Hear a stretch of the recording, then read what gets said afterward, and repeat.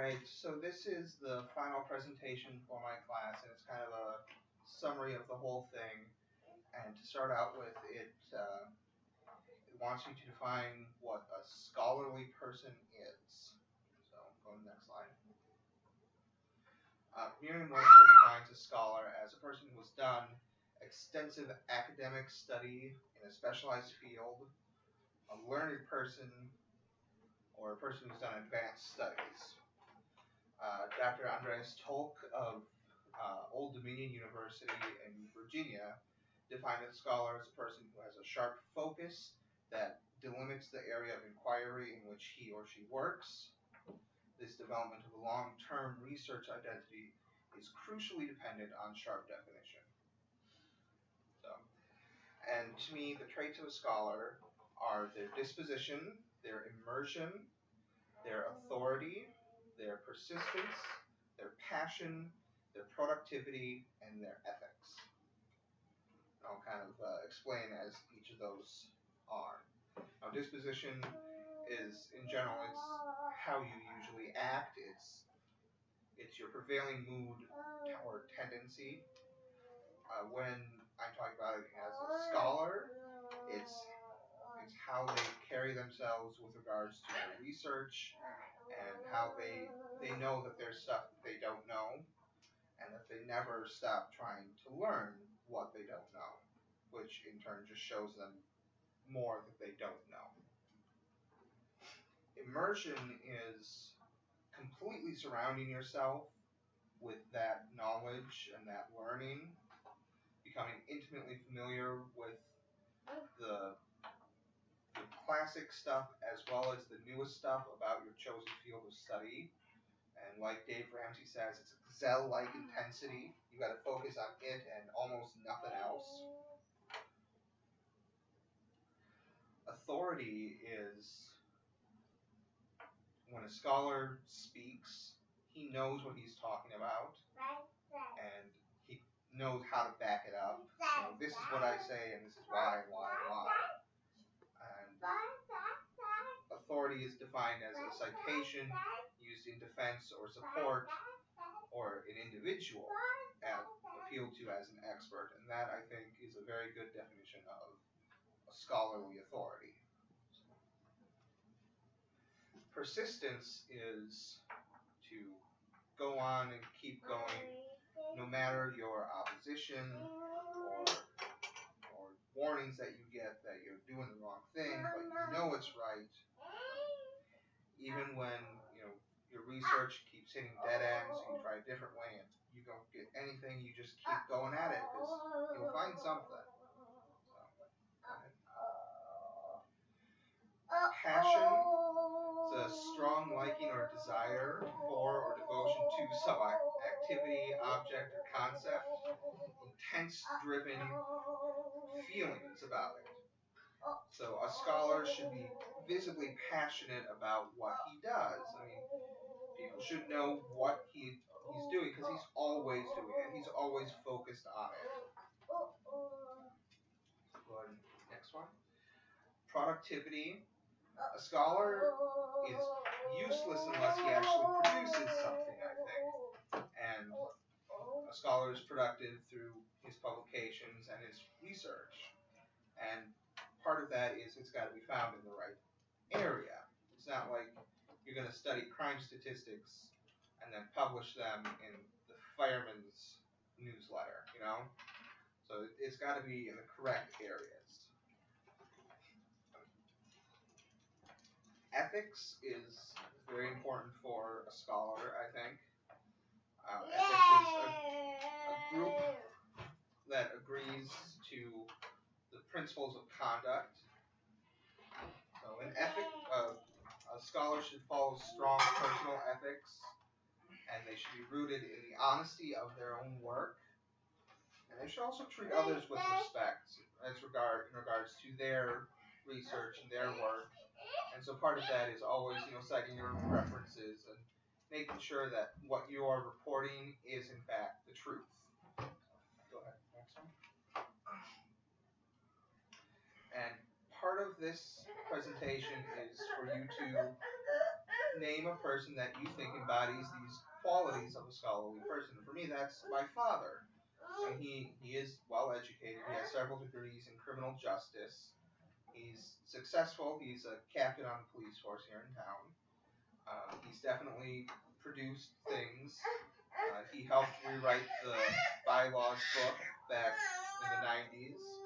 And more recently, he helped create a phone app for the police department that now both the New York Police Department and the Los Angeles Police Department are looking to get their hands on somehow. So that's very impressive. And part of it is my plan as a scholarly person. And I want to be known as a scholarly person because I feel that way about myself. I love to learn and I love to look up new information. So we're coming up to the end of this semester, this first semester here at Winona. And so I'll get through this. I'll do my summer semester, my spring semester, or my fall semester, another spring semester, and then I should be done and have that degree. And I want to take the LSAT this fall here, and if not, then in the spring. And then I should be done with this degree spring 2016, so I can get to law school fall 2016. And that's 3 years of law school, and then take the bar exam, and then I'm a lawyer. I can find work as a lawyer, and I can never stop learning. Go ahead. Part of the class was exploring the social justice, or what was more until recently known as affirmative action. So, and I did some research on the statistics of a lawyer. Lawyers are mostly white males, but those numbers are decreasing, those gaps. In 1980, 8% of lawyers in the United States were female. By 2005, 30% were female. In 2000, 88.8% of lawyers were white, and that number had dropped to 88.1% by 2010.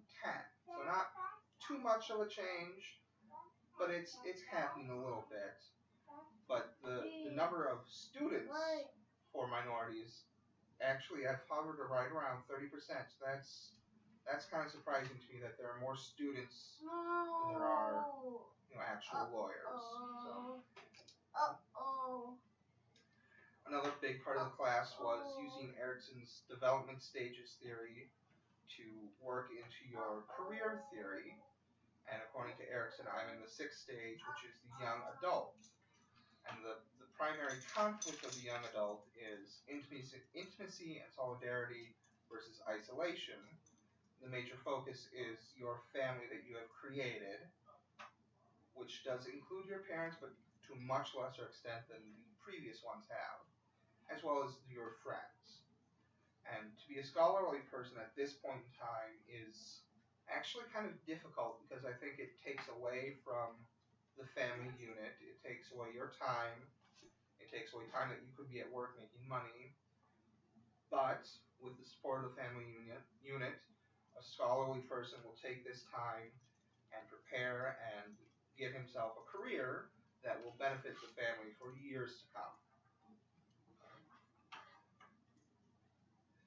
And then they wanted a couple of examples of the stories from our textbook, Luck is No Accident, by John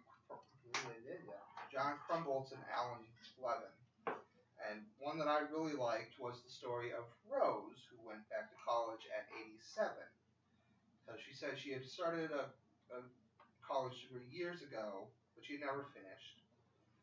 So she went back, and she had just the greatest time on campus. She made friends with everybody. She was invited to speak at the end of the year at the football banquet, and she gave a great speech. You've got to have a dream, have no regrets. We don't stop playing because we grow old because we stop playing. Everybody on campus loved her. And then there's the story of Bob, who wanted to work at the Washington Post. He had a little bit of a journalistic experience, but not enough for, to be hired. So he convinced the editor to give him a chance for 2 weeks And he did, but none of his stories got published, so the editor said, go get some more experience and we'll talk. So Bob got a job with a competing newspaper, and he started getting experience. He started getting good, and he eventually beat out some Post reporters for some stories. So he got the experience, called the editor back. The editor wouldn't really take his calls, so he kept at it.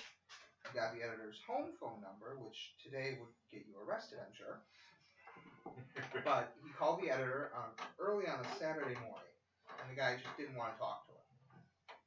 So he's complaining to his wife. There's this young guy, really annoying. He keeps bugging me all the time. And she's like, don't you always say that you want someone who keeps going like that? He's like, yeah, I guess I do.